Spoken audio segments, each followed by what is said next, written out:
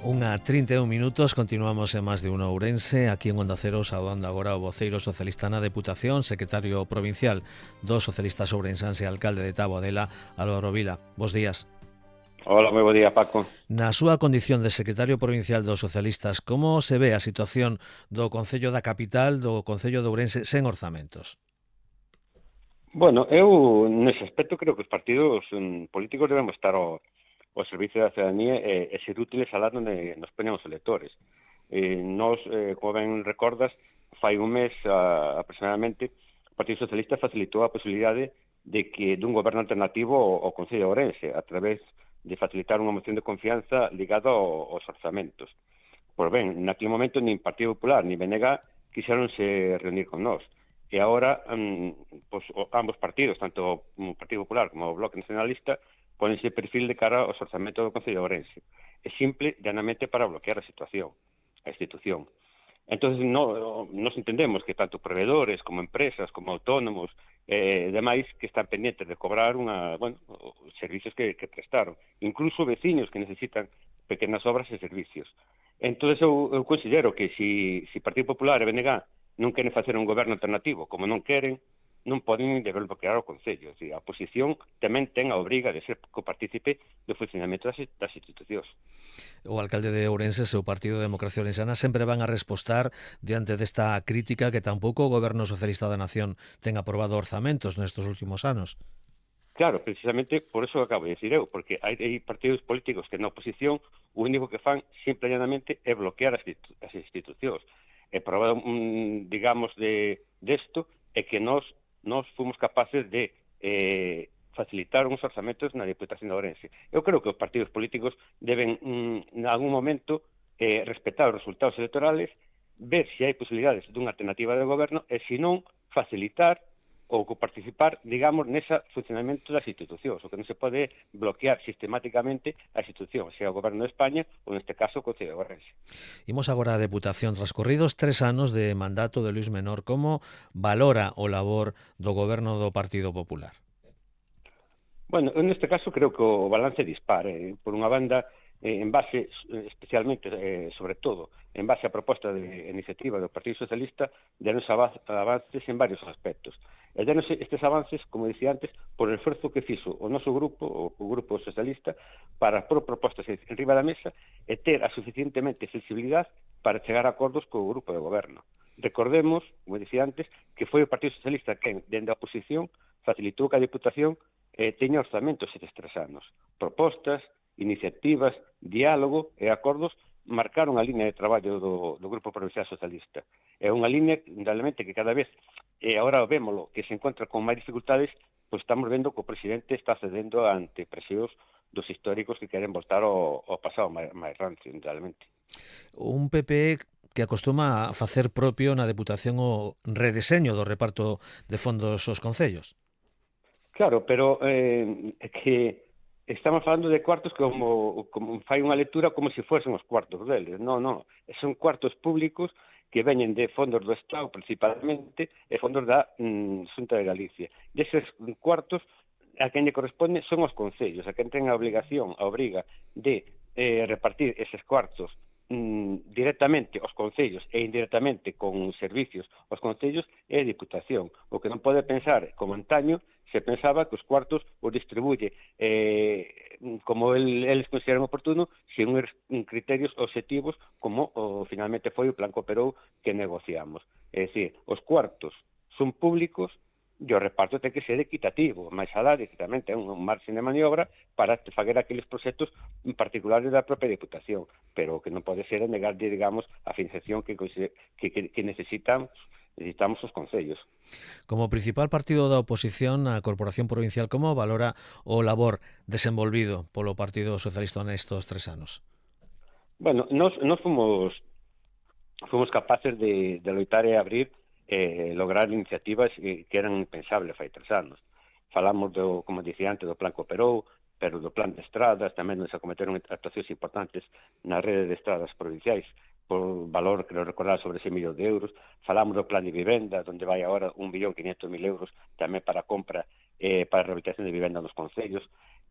Todo iniciativa nosa. Tamén falamos da financiación nos conservatorios da provincia, falamos da mesa para diagnosticar as medidas a tomar contra o lume, falamos doutra para a estación de Montaña Mazaneda a ver o futuro, e sobre todo tamén fomos quen de sentar nunha mesa a Xunta, Concello de Ourense, Diputación e Concellos da área metropolitana para abordar unha demanda de fai máis de 40 anos sobre o transporte metropolitano. Mesa que quero incidir na que tanto PP a través da Xunta como BNG que a súa intransigencia a acordar nada beneficioso para a provincia están intentando boicotear. E tamén quero matizar moi claramente, o Partido Socialista, que foi impulsor desta mesa, non se vai levantar da mesma hasta que cheguemos a un acordo. Por suposto, ante este mobilismo do Partido Popular da Xunta de Galicia que quere ser cativa a chegar a eses acordos para o transporte metropolitano, nós nos manteñemos na nosa línea de ser capaces de artellar e incluso liderar iniciativas en prol dos vecinos e veciñas da provincia, indudablemente. Un grupo socialista na Deputación que viu minguado o seu número de efectivos. Que perspectivas teñen para este próximo mandato? Bueno, nós estamos traballando, levamos ano e medio traballando nas candidaturas municipais, levamos moito tempo traballando non só nas candidaturas, sino tamén reforzando a posición das alcaldías onde estamos, a través, sobre todo, destes acordos que estamos chegando na Diputación, que ao final redundan en beneficio de todos os ciudadanos. E, bueno, as nosas perspectivas somos optimistas, indudablemente son tempos moi convulsos, estamos vendo últimamente con cousas que pasan en outros partidos, con liortas incluso en outros partidos, e, bueno, nós estamos traballando, digamos, sosegadamente, con bo proxecto, e creo que os resultados nas municipais van ser positivos para o Partido Socialista. Un dos territorios en disputa é o Val de Monterrey, onde o Partido Popular vive unha crise con 4 demisións e o alcalde socialista está pendente dunha condena judicial. Como ve o futuro, tendo en conta que para o presidente provincial do PP o bipartito en Verín dixo recentemente está esgotado?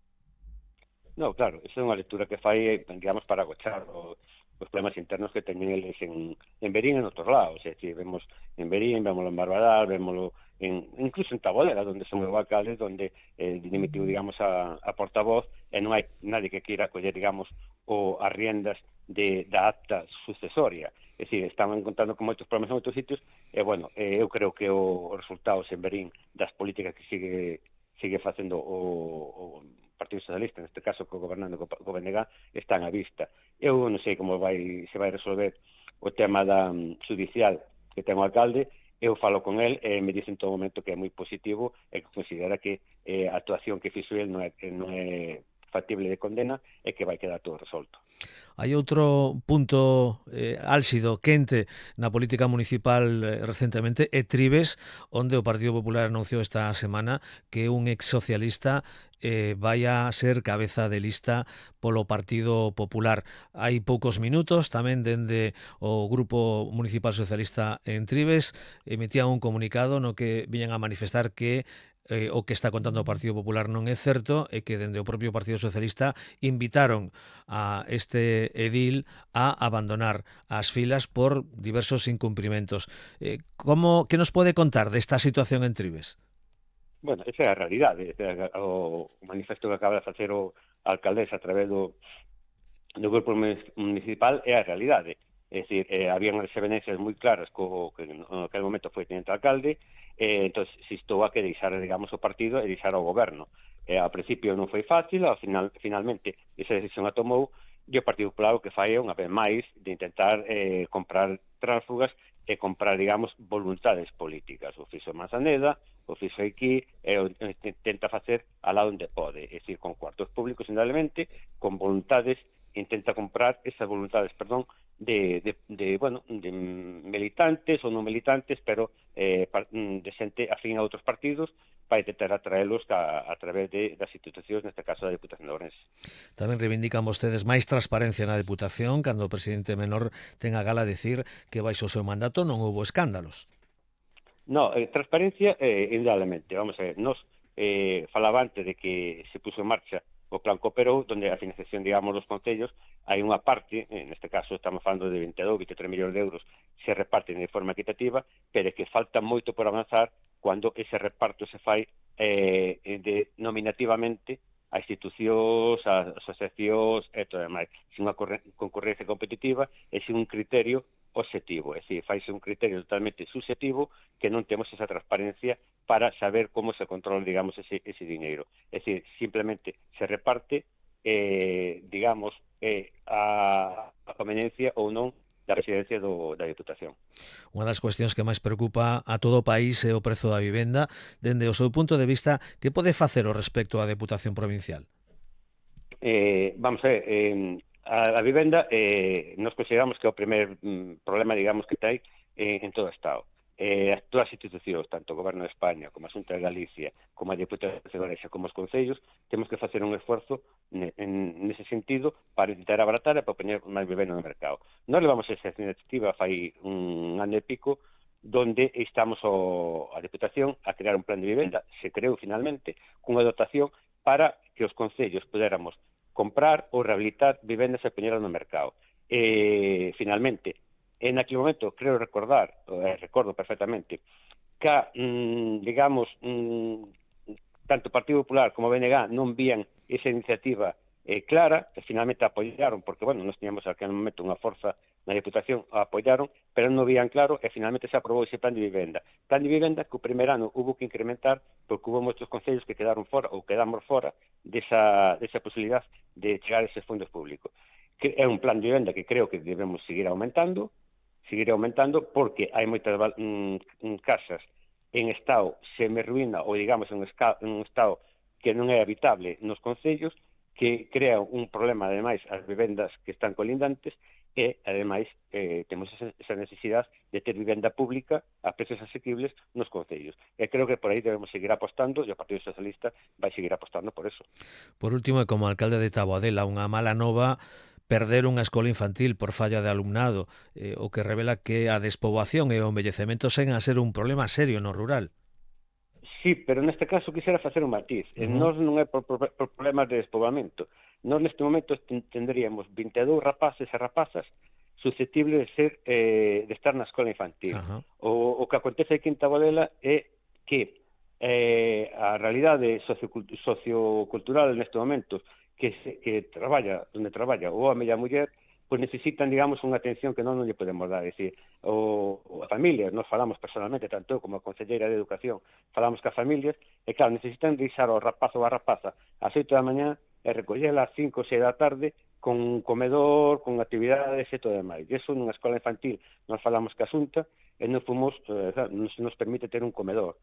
Entonces, a realidade é que nós temos nenos, pero sí que non podemos dar ese servicio que se le dan, digamos, no grupo, neste caso de Seisalvo. Quero che recordar tamén unha cousa. Nós fai 2 anos salvamos a escola infantil porque trouxemos unha familia de Vigo con un cativo para poder mantener, digamos, esas 5 ou 6 aptas para plazas na escola.